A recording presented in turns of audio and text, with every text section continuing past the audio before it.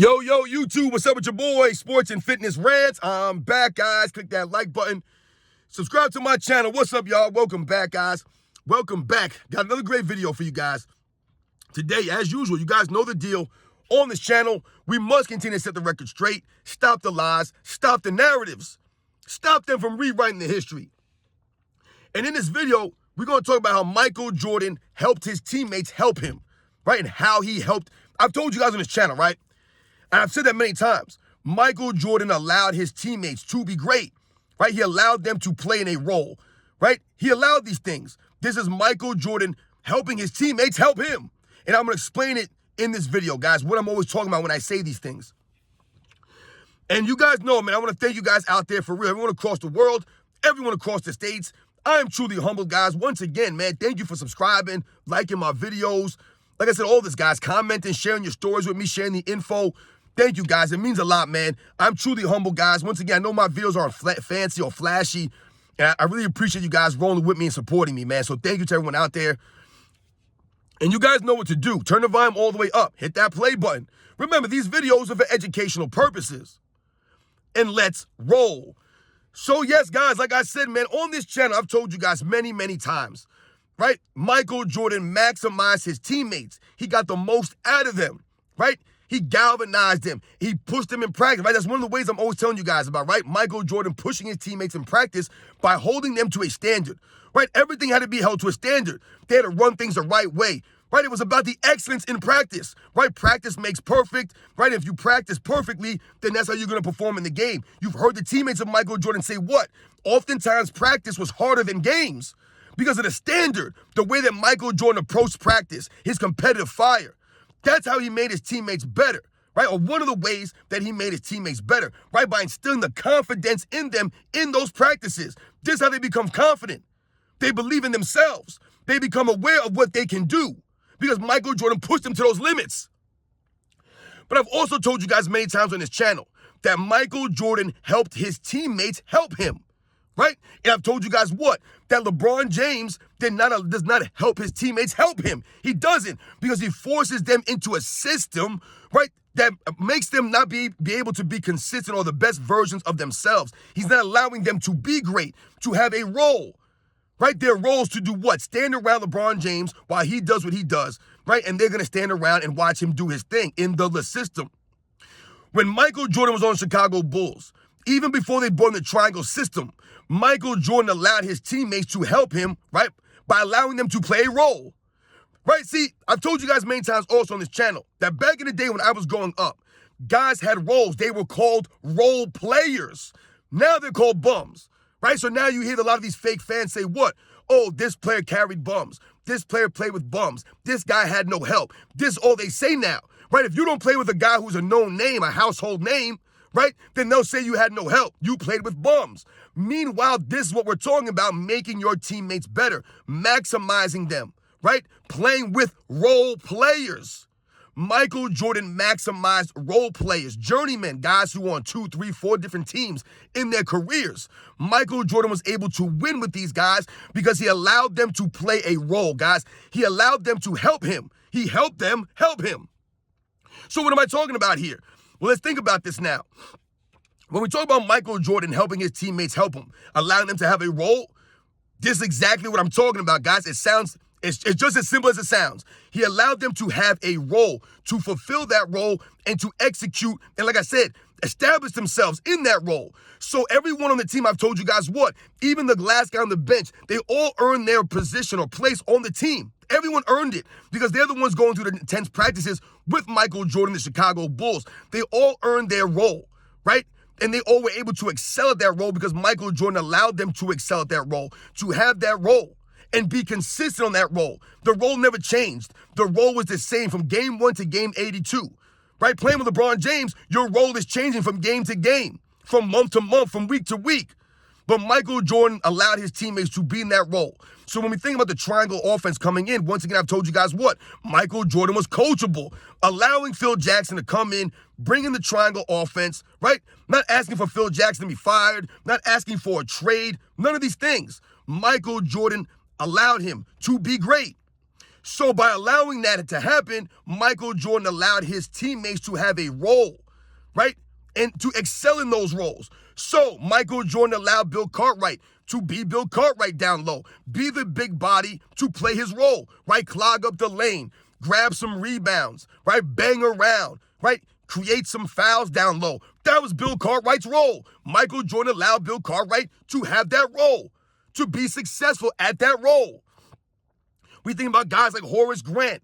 Michael Jordan allowed Horace Grant to be Horace Grant, to go down low and rebound, to be that presence on the block, the defensive presence down low for them, right? That was Horace Grant. Michael Jordan allowed Horace Grant to play that role. He didn't make Horace Grant stand on a three-point line or make Horace Grant stand in somewhere that, or play some kind of game that he's not accustomed playing or that he's not going to excel at. Michael Jordan allowed his teammates to do what they were great at and help them help him. I've told you, Michael Jordan only needed help. What LeBron James has needed has not been help. LeBron James needs people to cover up for his deficiencies on the court. So, for example, the defensive end, LeBron James needs defensive guys and shooters all the time, right? Because LeBron James does not play defense consistently, doesn't give the effort consistently, and his shooting is not like that. So he needs shooters, guys who play defense on his team to cover up for what he doesn't do.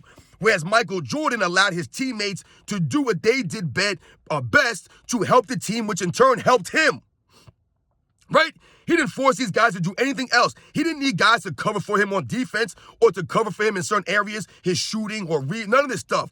All he needed was guys to help pick up the slack in other areas, right? Do things on the court. It's a team game, right? So Michael Jordan allowed Scottie Pippen to develop. He pushed him in practice and allowed Scottie Pippen to be the point forward in that triangle offense. He allowed these things. You guys think about the 1991 NBA Finals with John Paxson, right? You guys all remember that when Phil Jackson said to Michael Jordan in Game 5, he goes, "Hey man, who's open?" And he goes, "Paxson's open." He goes, "Well, get him the ball." So first of all, Michael Jordan was coachable, allowing Phil Jackson to coach him right there, right? And taking that in, right? Not being a narcissist or any of those kinds of things, right? Sacrificing and understanding. Yo, Phil Jackson's right here, man. Paxson's open. But also during that exchange, he allowed John Paxson to help him. He helped John Paxson help him. So Michael Jordan has the ball. He has all the defense watching him, which leaves a guy like John Paxson open. So Michael Jordan feeds John Paxson the rock, and John Paxson proceeds to knock the shots down, right? Helping John Paxson help him. Allowing John Paxson to have that role and succeed in that role, right? Not worrying about John Paxson getting some shine or John Paxson taking away from his light. He allowed John Paxson to make those shots. He gave him the confidence by giving him the ball, putting his trust in John Paxson. And John Paxson came through for Michael Jordan. So we have to think about all those years of practice with Michael Jordan, John Paxson, developing that confidence, that trust, pushing John Paxson in practice, allowing John Paxson to have that role and then fulfilling that role. That was his role, to make the open jumpers. And Michael Jordan allowed him to do those things. He didn't take away from John Paxson. This is how Michael Jordan helped his teammates. He allowed these guys to play their roles. He allowed Dennis Rodman to be Dennis Rodman. Yes, we all know Michael Jordan's leadership. He had to come in every once in a while and pull in Dennis Rodman and try to get him under control, get him to refocus on the game. I don't know how many times I heard Michael Jordan say to Dennis Rodman in the middle of a game or when someone was going crazy and Dennis Rodman was losing it, he's like, "Hey man, you're trying to cost us a game." I've heard Michael Jordan say to Dennis Rodman multiple times during those last 3 years, "Hey man, you trying to cost us the game? Hey, stay in the game, Dennis." How many times did Michael Jordan say to Dennis Rodman to try to keep him in the game? But he also allowed Rodman to play his role, to help him, or help Dennis Rodman help him. Because he knew that if he could get Dennis Rodman on the same page, if they could all stay focused, right, and they can continue to do their things, that they would be successful. Because ultimate goal for Michael Jordan was what? Not to get money, not to get fame, not to get stats. It was to win. That was his main objective, was to win. So if your main objective is to win at all costs, then it doesn't matter. You'll sacrifice things for other people. You'll allow other people to help you. LeBron James is never allowing his teammates to help him. He doesn't do that. He handcuffs them. He forces them to play a certain style. And then when things don't go right, they point the finger. See, Michael Jordan never scapegoated his teammates, no matter what was going on. So they were never worried that Michael Jordan was going to blame them. They never had to worry about those things. This is why they could play with the confidence and the trust in Michael Jordan. They believed in him. They would follow Michael Jordan because they knew he was a real leader.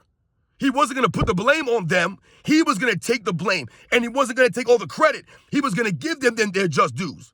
He was going to do that, and he always did that, Michael Jordan. The proof is there. We have the audio of him talking about his teammates. We have the video of Michael Jordan shaking hands with the teams after they beat him. We have all this stuff. Michael Jordan was a great leader, and he led by example, and he always gave his teammates their just due, and he never put the blame at them or the coaches. So his teammates could go out there with the confidence, the belief that Michael Jordan had in them. He had that confidence in them. He trusted them. Steve Kerr in the 1997 NBA Finals. Michael Jordan trusting Steve Kerr, believing in Steve Kerr. Steve Kerr believing in himself and having the confidence that Michael Jordan believed in him. Right? Those years of practice, up until that moment, Michael Jordan saying, hey, I'm coming to you, man, if they double team. And Steve Kerr would be like, I'm ready. I'll be ready. You believe in me, I believe in myself, and we trust each other. This is what Michael Jordan did for his teammates. This is Michael Jordan helping them help him. He always did that, guys. All those guys. The Ron Harpers, he allowed Ron Harper to play a role, to be that point guard, to be the playmaker, the defensive guy, right? That's why his role was to not make any mistakes, play some tough defense at that point guard position, and do some playmaking ability. That was Ron Harper. Michael Jordan allowing Ron Harper to do these things, allowing Steve Kerr to play that role, allowing Phil Jackson, rookie head coach, to come in. This is Michael Jordan, guys, helping his team help him, helping Phil Jackson help him. Not being like, oh, I'm not playing for this guy and requesting a trade. Who's this rookie coach that's bringing in a triangle offense, all this Zen stuff? Michael Jordan could have been a disgruntled employee. He could have asked for a trade. He could have asked for Phil Jackson to be fired, but he didn't do these things. He allowed Phil Jackson to be great. He helped Phil Jackson help him because he wanted to win. He would sacrifice whatever it was to win. And that's all it came down to for Michael Jordan. Someone like LeBron James, he hasn't always been about the winning. It's always been about him, his stats, his accolades, the way he looks. So he won't sacrifice certain things for that. He won't. He won't take a back seat or have any humility. None of this stuff. Michael Jordan allowed his teammates to help him, guys. He allowed them to play those roles, to be successful in those roles. The Luke Longleys, the Bill Winningtons, the Stacey Kings, the Scott Williams, the Bison Dele's. All of these guys were allowed to play their roles. Michael Jordan didn't force these guys to do anything out of the ordinary. They had a role to do, and that was their job. Michael Jordan allowed them to execute that role. That was their job, man. That was their role. They were called role players for a reason. But for some reason today, nobody wants to be a role player. Everyone wants to be a star. Everyone has to play with a star. Everybody wants to form a super team now. Nobody wants to work with their guys in practice, develop these guys, push them, right? Get better year after year after year. Everyone wants to trade players, sign free agents. These are the facts, guys. Michael Jordan wasn't like that, right? He didn't ask for Scottie Pippen to be traded after the 1989 Eastern Conference Finals. He didn't ask him to be traded after the 1990 Eastern Conference Finals. He didn't ask for Horace Grant to be traded or Bill Cartwright. He didn't ask for none of these guys to be traded. Michael Jordan just continued, like I said, to push these guys to get them better, allowing them to help him. He understood that he needed these guys to play a certain role for the team to win. Right? You hear people say, oh, Michael Jordan was a ball hog because he took an X amount of shots. Michael Jordan, I've told you guys, he had to carry the Bulls offensively. Those are the facts. So his 22, 23 shots a game was nothing. It really was nothing. Because there was no one else to take shots.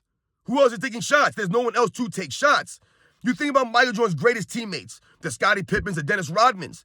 They're known for defense, guys. That's what they're known for. When you think Scottie Pippen, you automatically think defense. When you think Dennis Rodman, you automatically think defense. You do not think scoring, putting up points, none of this stuff, especially Dennis Rodman.